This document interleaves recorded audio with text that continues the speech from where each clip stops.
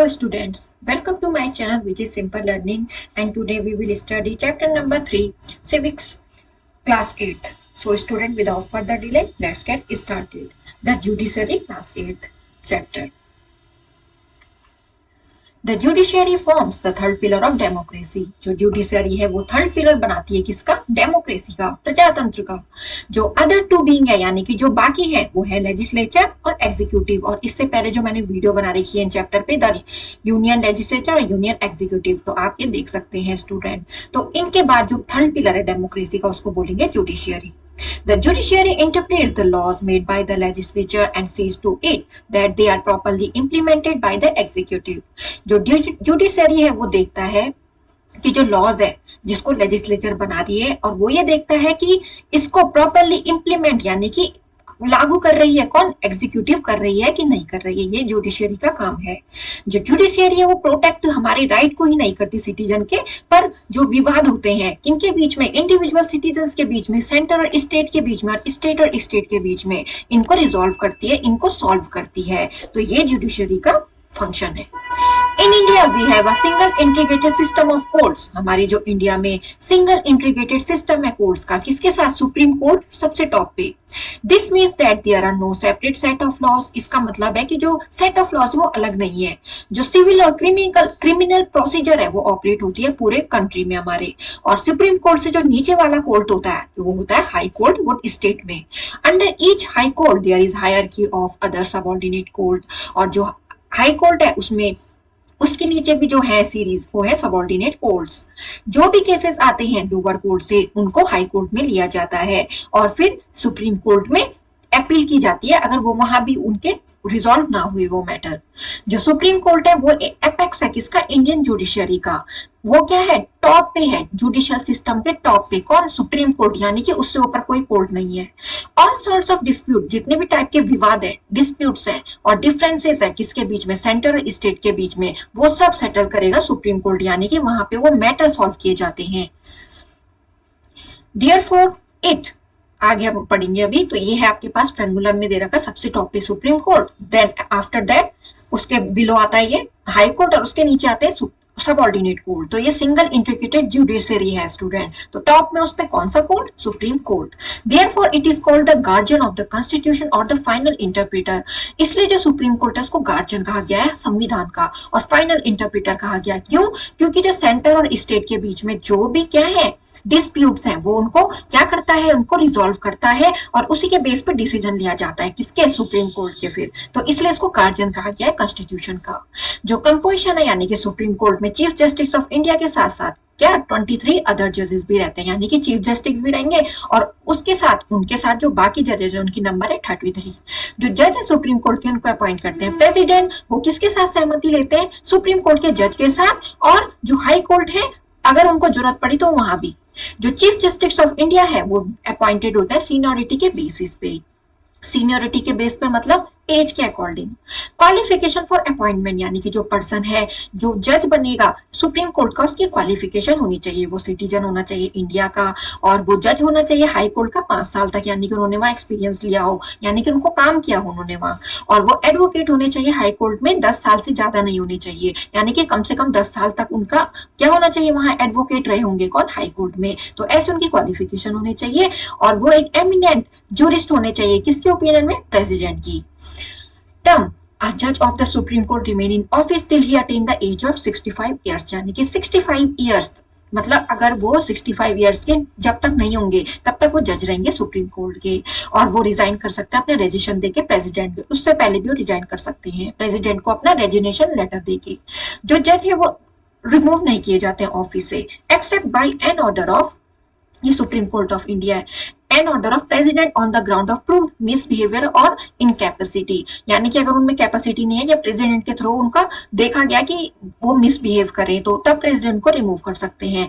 जो जज है वो रिसीव करते हैं salary consolidated fund of India से, यानी कि एक टाइप का फंड है इंडिया का, वहां से उनको सैलरी मिलती है. It can not be lower during their tenure accepting the period of financial emergency. और उनका जो ये सैलरी है वो यही रहेगी जब तक कि कभी अगर फाइनेंशियल इमरजेंसी आ गई तो तब हो सकता है इनका जो सैलरी है लो, पर उनकी सैलरी यही रहती है. जो पावर और जुरिडिक्शन होता है सुप्रीम कोर्ट का वो क्या है? जो पावर है वो क्या है, वो है जो कोर्ट ऑफ लॉ है वो एक्सरसाइज होता है किसके लिए, जजमेंट के लिए, यानी कि जो कोर्ट ऑफ लॉ किसके लिए बने होते हैं, जजमेंट देने के लिए, न्याय देने के लिए और लॉज इन्फोर्स करते हैं, तो उसको बोलेंगे जुरिस्डिक्शन। जो सुप्रीम कोर्ट है उसकी जुरिस्डिक्शन है इन केसेस के अकॉर्डिंग ये। First one is original jurisdiction. बहुत सारे केसेस होते हैं जिसमें कि केवल जो सुप्रीम कोर्ट है उसको अथॉरिटी होती है डिसाइड यानी कि डिसीजन लेने की और जुरिडिक्शन करने की, यानी कि लॉ को इन्फोर्स करेंगे और क्या करेंगे, वहां पे जजमेंट को देखेंगे।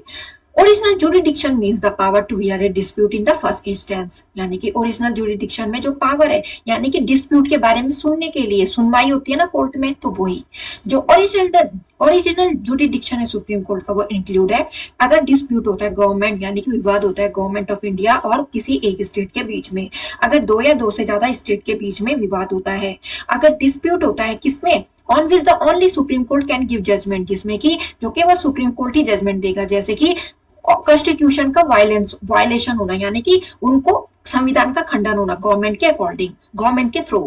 Any citizen whose rights are violated, कोई भी सिटीजन है जिनके वायलेट किए जा रहे हैं राइट्स यानी कि उनके अधिकार उनसे छीने जा रहे हैं, तो वो सुप्रीम कोर्ट में जा सकता है उन राइट्स के लिए बोलने के लिए कि जो हमारे फंडामेंटल राइट्स हैं।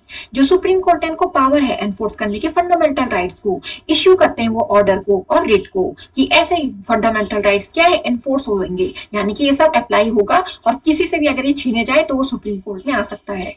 It is for this reason, इस रीजन की वजह से जो सुप्रीम कोर्ट है उसको गार्जियन और प्रोटेक्टर कहा जाता है फंडामेंटल राइट्स का, तो that's the reason the supreme court called the guardian and protector of the fundamental rights. Second one is appellate jurisdiction.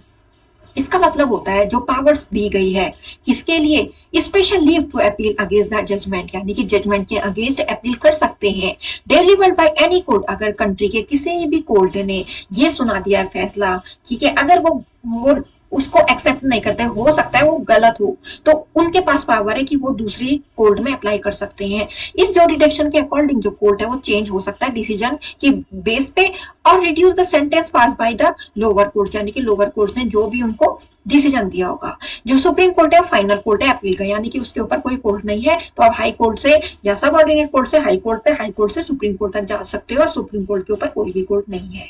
Advisory jurisdiction, जो प्रेसिडेंट है वो ओपन करते हैं ओपिनियन सुप्रीम कोर्ट का किस क्वेश्चन पे, क्वेश्चन ऑफ लॉ के basis पे, फैक्ट के बेसिस पे जो पब्लिक इंपॉर्टेंस के रिगार्डिंग हो। जो ओपिनियन है वो केवल एडवाइजरी रहेगी, जो जिसमें कि जो प्रेसिडेंट है वो फ्री है, फॉलो भी कर सकते हैं उसको और नहीं भी कर सकते हैं जो एडवाइजरी है, ठीक है। जो प्रेसिडेंट है वो ओपिनियन लेते हैं सुप्रीम कोर्ट का किस क्वेश्चन पे, या तो लॉ से रिगार्डिंग या फैक्ट से रिगार्डिंग जो पब्लिक से रिलेटेड हो। तो अगर वो ओपिनियन यानी कि जो एडवाइजरी प्रेसिडेंट को दी जाती है तो उनको ये डिसीजन है कि वो फ्री भी है, जरूरी नहीं कि वो फॉलो करे उसको, या कर भी सकते हैं नहीं भी कर सकते हैं। रिवाइजरी जुरिडिक्शन, जो सुप्रीम कोर्ट है आर्टिकल 137 के अकॉर्डिंग वो उसको एम्पावर किया है कि वो रिव्यू कर सकता है एनी जजमेंट को, ऑर्डर को जो भी उसने बनाया है, ताकि वो कोई भी मिस्टेक या एरर हुई हो उसमें उसको देख सकता है, रिमूव कर सकता है, और जिसको या तो जजमेंट में या ऑर्डर में शामिल किया हो। ये इसलिए है क्योंकि जो सुप्रीम कोर्ट है वो कोर्ट है रिकॉर्ड डिसीजन का, तो इसमें क्या है, इसकी एक एविडेंशियरी वैल्यू है, can not be question in any court, यानी कि जो इसने डिसीजन ले लिया उसको दूसरा कोर्ट क्वेश्चन नहीं कर सकता। जुडिशियल रिव्यू, जो सुप्रीम कोर्ट है वो इंटरप्रीटर है कॉन्स्टिट्यूशन का और इसके डिसीजन फाइनल होते हैं। इसके पास पावर है रिव्यू करने की लॉज को जो पास करते हैं यूनियन और स्टेट लेजिस्लेचर्स। जो सुप्रीम कोर्ट है वो डिक्लेयर करते हैं अल्ट्रा वायर्स और नल और वाइड, या तो यदि क्या करें ये अगेंस्ट जाए किसी लेटर और स्पिरिट किसके, कॉन्स्टिट्यूशन के और किसी भी प्रोविजन को कॉन्स्टिट्यूशन के। ये जो पावर है इसको रिफर किया गया पावर ऑफ जुडिशियल रिव्यू। जो सुप्रीम कोर्ट है वो इंटरप्रीटर है कॉन्स्टिट्यूशन का और इसके डिसीजन स्टूडेंट क्या होते हैं, फाइनल होते हैं। तो इसको पावर है रिव्यू करने की लॉज को, यानी कि फिर से देखने की, एक बार जैसे लॉज बन गए तो उनको देखने की इसके पास पावर है। तो ये हो गया स्टूडेंट जुडिशियल रिव्यू, यानी कि जो सुप्रीम कोर्ट है वो किसी भी लॉ या एग्जीक्यूटिव ऑर्डर को सेंट्रल गवर्नमेंट के या तो स्टेट गवर्नमेंट के क्या कर सकता है, रिव्यू कर सकता है, दोबारा देख सकता है और उनको कैंसिल भी कर सकता है अगर उसको लगेगा कि ये क्या कर रहे हैं, वायलेट कर रहे हैं इंडियन कॉन्स्टिट्यूशन के लॉ को। तो ये हो गया जुडिशियल रिव्यू। जो सुप्रीम कोर्ट है उसको पावर है रिव्यू करने की जितने भी नेशनल और स्टेट लॉज है और एग्जीक्यूटिव ऑर्डर्स है, और उनको डिक्लेयर भी कर सकता है। नल और वाइड का मतलब उनको हटा भी सकता है, उनको कैंसिल भी कर सकता है अगर वो कॉन्स्टिट्यूशन के प्रोविजन के अगेंस्ट है।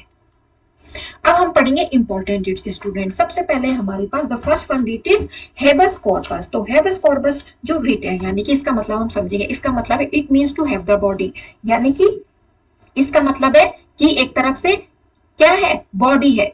अब क्या है इसमें, इस रिट को इश्यू करके जो हाई कोर्ट या सुप्रीम कोर्ट है वो क्या करेंगे, किसी भी पर्सन की बॉडी को रिलीज कर सकते हैं अगर वो जबरदस्ती किसी ने क्या किया, उसको प्रिजन किया हो, यानी कि जेल में रखा हो। यानी कि जो सुप्रीम कोर्ट और हाई कोर्ट है वो इश्यू करते हैं इस रिट को, जो कोई भी है उसको अगर इलीगली क्या किया गया है, बंद कर दिया गया है जेल में, और उसको कोर्ट में लाया जाए और उसको उसका जो कॉज है वो बताया जाए कि क्यों उसको अरेस्ट किया है। तो ये हिबस कॉर्पस है, यानी कि रीजन होना चाहिए। हैव द बॉडी का मतलब अगर उसको क्या कर दिया है, अरेस्ट कर दिया है या उसको इम्प्रिजन कर दिया है।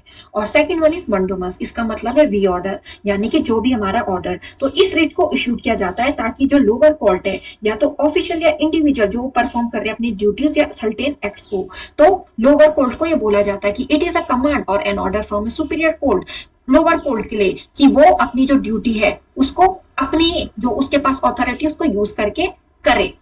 और रिट ऑफ प्रोविजन, ये रिट प्रिवेंट करता है लोअर कोर्ट को अपनी जुरिडिक्शन, यानी कि वो अपने जो भी अधिकारों से बाहर ना जाए और अपनी लिमिट में रहे। और इसको ये इसलिए यूज किया जाता है ये देखने के लिए कोई अपना मिस यूज तो नहीं कर रहा पावर का। यानी कि जो रिट ऑफ प्रोविजन है वो एक ऑर्डर है, इश्यूड करता है सुप्रीम कोर्ट लोअर कोर्ट को कि वो स्टॉप करे अगर वो किसी भी केस में अपने क्या कर रहा है, ऑथोरिटी से बाहर जा रहा है, यानी कि वो क्या कर रहा है, अपने जो भी उसको अधिकार दिया उनका मिस यूज कर रहा है। और रिट ऑफ सर्टेनिटी ये है, ये जो रिट है वो इश्यूड की गई है सुप्रीम कोर्ट ने किसके लिए, जुडिशियल अथॉरिटी के लिए, जो ये चाहता है कि to be inform what is going on, ये बताना है कि क्या चल रहा है वहां। तो दो इट अपियर सिमिलर, ये रिट ऑफ प्रोहिबिशन की तरह है, थोड़ा डिफरेंस है। जो रिट ऑफ प्रोहिबिशन है वो इश्यूड है जब certain proceeding are going on, जब वो चल रही होंगी जो प्रोसीडिंग, यानी कि वहां जो काम है। और जो रिट ऑफ सेटोरी है वो इश्यूड किया गया जब वो ऑर्डर पास हो चुका है लोअर कोर्ट से। तो ये है, यानी कि ये जो रिट है इसको इश्यूड किया जाता है लोअर कोर्ट को कंपेल करने के लिए कि जो भी रिकॉर्ड है उसको हैंड ओवर करो एक दूसरे हायर कोर्ट में। हो सकता है कि उनका डिसीजन गलत हो, तो उनका जो भी ऑर्डर, जो भी रिकॉर्ड है उसको हैंड ओवर करो हायर कोर्ट में। और क्यों वारंटो, इसका मीन्स है बाय व्हाट ऑर्डर, यानी कि किसके आदेश से। ये इश्यूड किया गया है जब जो पर्सन है वो मिसयूज कर रहा है अपनी ऑफिस, यानी कि जो भी वो काम है अपनी पावर का। ये रिट प्रिवेंट करके पब्लिक ऑफिसर्स को, जो भी वो हाई पब्लिक ऑफिस में रॉन्गली होल्डिंग, यानी कि अगर किसी काम को क्या कर रहे हैं, गलत कर रहे हैं, यानी कि इस रिट को इश्यूड किया जाता है उस पर्सन के अगेंस्ट जो कि रॉन्गफुली ऑक्युपाइड है किसी ऑफिस में, यानी कि गलत तरीके से उसने क्या लिया, वो पोस्ट ली है। तो क्यों वारंटो ये हुआ।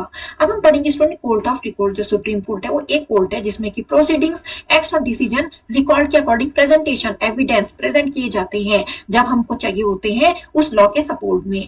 ये जो रिकॉर्ड्स इनको यूज किया जाता है एविडेंस के बेस पे, जैसे आप देखते हो ना वहाँ गवाह पेश होते हैं, तो उनके बेस पे क्या ला जाता है, वहां पे डिसीजन किया जाता है और उस पर क्वेश्चन नहीं करेगी कोई भी ऑथेंटिसिटी किसी भी कोर्ट में, यानी कि जो एविडेंस है वो अपना गवाह देने आएंगे उसके बेसिस पे आगे की प्रोसीडिंग्स होगी।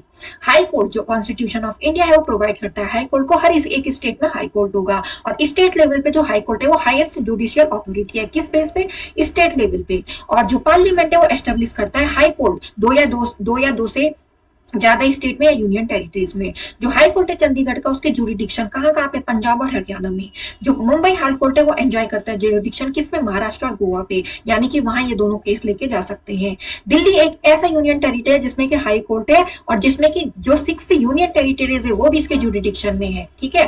कंपोजिशन जो हाई कोर्ट है उसमें चीफ जस्टिस होता है और भी जजेस होते हैं। जो प्रेसिडेंट ऑफ इंडिया है वो डिसाइड करते रहते हैं उनको टाइम टू टाइम अकॉर्डिंग। जो नंबर ऑफ जजेस है हाई कोर्ट के वो फिक्स नहीं होते हैं। जो अपॉइंटमेंट चीफ जस्टिस और अदर जजेस का हाई कोर्ट के वो अपॉइंट करते हैं प्रेसिडेंट, किसके साथ सहमति लेके, चीफ जस्टिस सुप्रीम कोर्ट के और गवर्नर स्टेट के, उनके साथ सहमति लेके वो चीफ जस्टिस को अपॉइंट करेंगे। क्वालिफिकेशन रिक्वायर्ड होती है जज किसका, हाई कोर्ट का जज बनने के लिए सिटीजन होना चाहिए इंडिया का और उन्होंने जुडिशियल ऑफिस हेल्ड, यानी कि वहां काम किया होगा कंट्री के 10 साल तक, यानी कि किसी भी कंट्री के उसमें हाई कोर्ट में 10 साल तक। He should have been an advocate of a high court for at least, वो एडवोकेट रहे हो वहां 10 साल तक जिस कोर्ट में वो इससे पहले काम किया हो। जो टर्म है जजेस ऑफ हाई कोर्ट का वो क्या है, 62 ईयर्स है। हमने सुप्रीम कोर्ट के पढ़े थे 65 और हाई कोर्ट के 62 ईयर्स, यानी कि इस वाली एज अटेन, यानी कि उनको 62 ईयर्स तक काम करेंगे। जो जज है वो रिजाइन करते हैं प्रेसिडेंट को अपना रेजिग्नेशन लेटर देके, और जो जजेस है उनको रिमूव किया जा सकता है ऑफिस से किस बेसिस पे, कि अगर उन्होंने इनकैपेसिटी यानी कि जो भी उनका पावर है उसको मिसयूज किया हो या मिसबिहेव किया हो। जो सैलरीज और अलाउंसेज है जो चीफ जस्टिस और जजेस है हाई कोर्ट के, वो अपनी सैलरीज और allowances consolidated fund of the state से लेते हैं, और वो रेंट फ्री रेजिडेंस में रहते हैं, और रिटायरमेंट के बाद उनको पेंशन मिलती है। Jurisdiction and power of high court क्या है? सुप्रीम कोर्ट की तरह जो हाई कोर्ट है वो कोर्ट है रिकॉर्ड का, और जहां ओरिजिनल और एपिलेट जुरिडिक्शन होती है, जो इनके बारे में हमने अभी पढ़ लिया। जो जुरिडिक्शन और पावर होती है हाई कोर्ट की वो ये है, जो ओरिजिनल जुरिडिक्शन है वो है, जो हाई कोर्ट है उसकी अथॉरिटी है हियर यानी कि सुनाने की, जो भी केस आएगा उसके बारे में डिसाइड करना है। जो ओरिजिनल जुरिडिक्शन है हाई कोर्ट का वो इन फॉलोइंग केसेस पे एक्सटेंड है, जैसे कि केस कैसे, regarding wills, divorce, marriage, contempt of court etcetera, इस पे बेसिस पे केस होंगे वहां। हाई कोर्ट है उनकी पावर है इंटरप्रेट करने की इंस्टीट्यूशन को, इसको बोला गया पावर ऑफ जुडिशियल रिव्यू। जो हाई कोर्ट है वो डिक्लेयर कर सकता है एक पर्टिकुलर लॉ को नल और वाइड, यानी कि नहीं भी कर सकता है। नल वाइड का मतलब उसको जरूरी नहीं है कि वो क्या करे, उसको आगे बढ़ाए, उसको वो कैंसिल भी कर सकता है। It goes beyond the provisions of the constitution, अगर वो कॉन्स्टिट्यूशन के प्रोविजन के किस में जाता है, अगेंस्ट जाता है, या वो वहां पे मतलब वो उतने रूल के अकॉर्डिंग सही नहीं बैठता है। जो हाई कोर्ट है उसकी पावर होती है एनफोर्स करने की फंडामेंटल राइट्स को, कैसे, रिट्स को यूज करके, जो रिट्स हमने अभी पढ़ी। एपिलेट जुरिडिक्शन, जो एपिलेट जुरिडिक्शन है वो क्या है? जो एपिलेट जुरिडिक्शन है हाई कोर्ट का वो एक्सटेंड है सिविल और क्रिमिनल केसेस, जैसे कि अपील करेगा अगर कोई वहां किसके अगेंस्ट में, सेशन जज के जजमेंट के अगेंस्ट में, और एडिशनल सेशन जज के अगेंस्ट में, असिस्टेंट सेशन जज के अगेंस्ट में, जो चीफ मेट्रोपॉलिटन मजिस्ट्रेट और जुडिशियल मजिस्ट्रेट है उनके अगेंस्ट में अपील कर सकता है वहां। A sentence of death must be confirm by the high court, और जो सेंटेंस ऑफ डेथ का मतलब किसी को सजा हुई है अगर फांसी में लटकाने वाली, ठीक है, जब तक कि वो हुई नहीं है, यानी कि जब तक ऐसा हुआ नहीं है, सजा डिक्लेयर तो कर दी पर अभी वो हुआ नहीं, तो इसके अलावा इसको ये है कि ये हियर करेगा अपील रिगार्डिंग लैंड रेवेन्यू के, इसके साथ साथ ये काम करता है। सुप्रीम कोर्ट और हाई कोर्ट यहाँ पे कंपैरिजन दे रखा है। क्वालिफिकेशन जज की हमने अभी पढ़ा कि 5 साल के इन्होंने हाई कोर्ट में काम किया, जो सुप्रीम कोर्ट के जज है, एडवोकेट रही हो हाई कोर्ट में 10 साल से ज्यादा नहीं, और एमिनेंट जूरिस्ट है किसके ओपिनियन में, प्रेसिडेंट की। और हाई कोर्ट में जो सिटीजन है इंडिया के, हाई कोर्ट के जो जज होंगे वो सिटीजन होंगे इंडिया के, और वो जुडिशियल ऑफिस उस कंट्री के कब तक हेल्प करेंगे, 10 ईयर तक, और वो एडवोकेट रह चुके होंगे हाई कोर्ट में 10 साल तक। Age of retirement 65 year supreme court के जज, हाई कोर्ट के जज 62 ईयर्स, इसको आप ध्यान रख सकते हो एग्जाम में याद करने के लिए। Removal from office by the president order on the ground of prove misbehaviour incapacity, president को रिमूव कर सकते हैं अगर वो अपनी पावर का मिसयूज करे, और यहाँ पे भी जो प्रेसिडेंट है उनको रिमूव कर सकते हैं, यानी कि दोनों जज को रिमूव प्रेसिडेंट कर सकते हैं।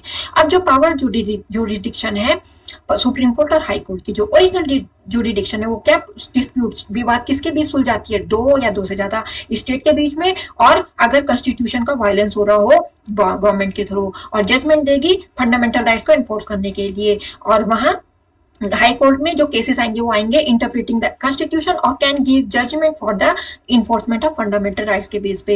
एपिलेट में क्या होगा, जो अगेंस्ट है एनी जजमेंट के, जैसे फाइनल ऑर्डर किसका, हाई कोर्ट का, तो वो यहाँ अप्लाई कर सकता है, और इन्वॉल्व है ये कॉन्स्टिट्यूशनल, सिविल और क्रिमिनल केसेस, यानी कि ऐसे केस यहाँ आएंगे। ये रिव्यू करेगा डिसीजन हाई कोर्ट का और जजमेंट देगा अपने बेसिस के अकॉर्डिंग। और हाई कोर्ट में अपील होंगी किसके जजमेंट के अकॉर्डिंग, किसके जजमेंट के अगेंस्ट, सेशन जज, एडिशनल सेशन जज, असिस्टेंट जज, अगर इनके फैसले हम वहां ले जा सकते हैं हाई कोर्ट में, और वहां हम दोबारा क्या कर सकते हैं, अपने फैसलों को के लिए अपील कर सकते हैं। जो अपील है वो रिगार्डिंग होगी लैंड रेवेन्यू से भी, कहा, हाई कोर्ट में। और जो सेंटेंस ऑफ डेथ है उसको कंफर्म किया गया हाई कोर्ट है before it is carried out, यानी कि जो सेंटेंस ऑफ डेथ है अगर इसको ये किसी को सजा हुई है तो जो हाई कोर्ट है इसके होने से पहले वो भी क्या करता है, कंफर्म करेगा इस चीज को। एडवाइजरी जुरिडिक्शन, जो प्रेसिडेंट है ओब्टेन करेगा ओपिनियन सुप्रीम कोर्ट की और क्वेश्चन ऑफ लॉ और fact which is public importance के अकॉर्डिंग। यहाँ जो हाई कोर्ट है वो एडवाइस करेगा किसी भी गवर्नमेंट डिपार्टमेंट या लेजिस्लेचर ऑफ गवर्नमेंट और द गवर्नर को, अगर वो किस बेसिस पे लॉ के मैटर के बेसिस पे। रिवाइजरी जुरिडिक्शन जो सुप्रीम कोर्ट है उसके पास पावर है रिव्यू करने की अपनी जजमेंट को और ऑर्डर को with a view to remove any mistake, या तो कोई मिस्टेक तो नहीं हुई या एरर तो नहीं हुई है जजमेंट और ऑर्डर में। जो हाई कोर्ट है वो कॉल करेगा रिकॉर्ड ऑफ अ केस को, जो डिसाइड करता है सबऑर्डिनेट कोर्ट, यानी कि अगर सबऑर्डिनेट कोर्ट के पास वो रिकॉर्ड है तो वो बोलेगा कि यहाँ मेरे पास भी होने चाहिए। जुडिशियल रिव्यू जो सुप्रीम कोर्ट है उसको पावर है रिव्यू करने की लॉज को जो पास करेगा यूनियन या स्टेट लेजिस्लेचर और डिक्लेयर करेगा लॉ अल्टरवाइज और नल और वाइड, यानी उनको नल और वाइड भी कर सकता है चेंज अगर वो अगेंस्ट हो स्पिरिट ऑफ कॉन्स्टिट्यूशन की। जो हाई कोर्ट है उसको पावर है जुडिशियल रिव्यू की, हाई कोर्ट डिक्लेयर करेगा कोई भी प्रोविजन कॉन्स्टिट्यूशन का या तो नल या वाइड अगर ये इन्फ्रिंज करेगा फंडामेंटल राइट्स को या कॉन्ट्रीब्यूट करेगा कोई भी प्रोविजन ऑफ कॉन्स्टिट्यूशन को। कोर्ट ऑफ रिकॉर्ड जो केसेस हैं वो केप्ट रहते हैं, यानी कि रखे जाते हैं फ्यूचर के लिए रिकॉर्ड के लिए जो रेफरेंस या एविडेंस होंगे।